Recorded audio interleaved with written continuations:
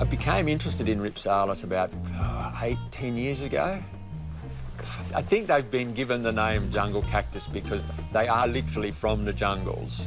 They often grow at altitude or they grow high up in the trees, but they have adapted to be cactus-like. They're very closely related to dragon fruit. Contrary to your belief, you think of a jungle and you think wet, rains all the time, where in actual fact it doesn't. There's a lot of jungle country that's monsoonal. So they've adapted to very little water and then major downpours where they'll be wet for days, weeks, months on end. But by living in the trees, they're incredibly well drained because the water's travelling past the roots.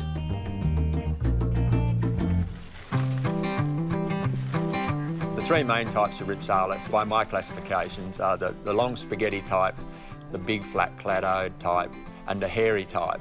But there's always something that comes up left of field. So there is another group in there called lepismium, and they have a little bit of fluff or a little bit of hair where the leaf joints are, which makes them a bit interesting as another sidebar to the rhipsalis as a standard.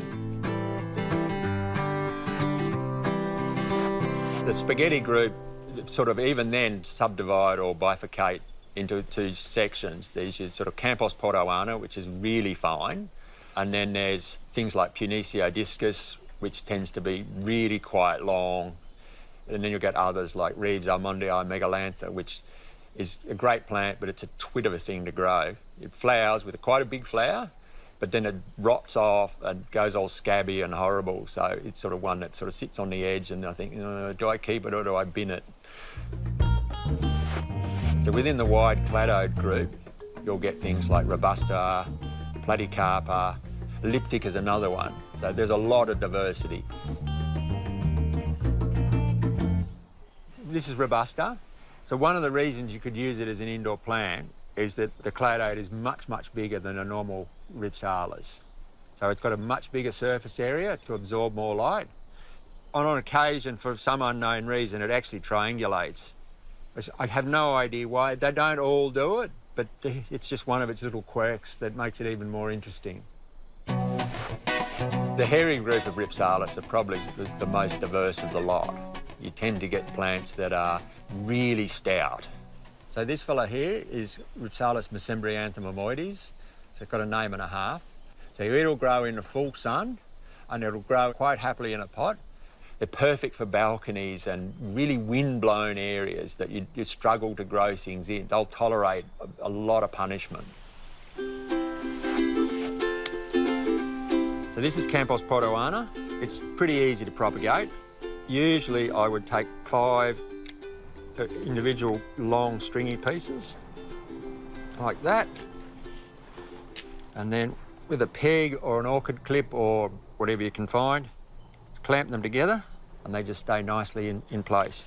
Now I use a standard potting mix when I'm doing cuttings because an orchid mix tends to have a lot of coarse material in it and it can be difficult often to get the cuttings in, so a standard potting mix is fine.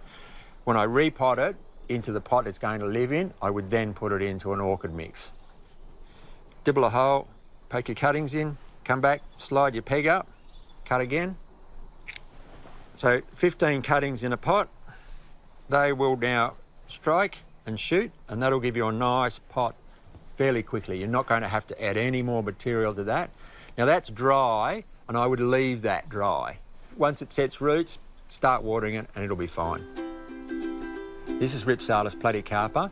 It's one of the big cladode species, and to propagate it, I would just come in and I will take out at the joint and I'd take another one. In the case of these, I would take 3 or 4. Fill your pot up, shake it off. This guy's actually starting to, their flower buds starting to get going. So what I'll do is remove the buds so it'll put all its energy into sending roots out and not bothering to try and flower. Just give it a bit of space and put each individual one in, and that's it. So you're better off not to water it for another couple of weeks, even up to a month. When I've got a big cladode like this, if I want to get 2 cuttings out of one, I just turn it upside down, turn it round, cut between the buds to the mid vein, top in, pot them in. You've got 2 cuttings out of 1. I think there's a rhipsalis out there for everybody.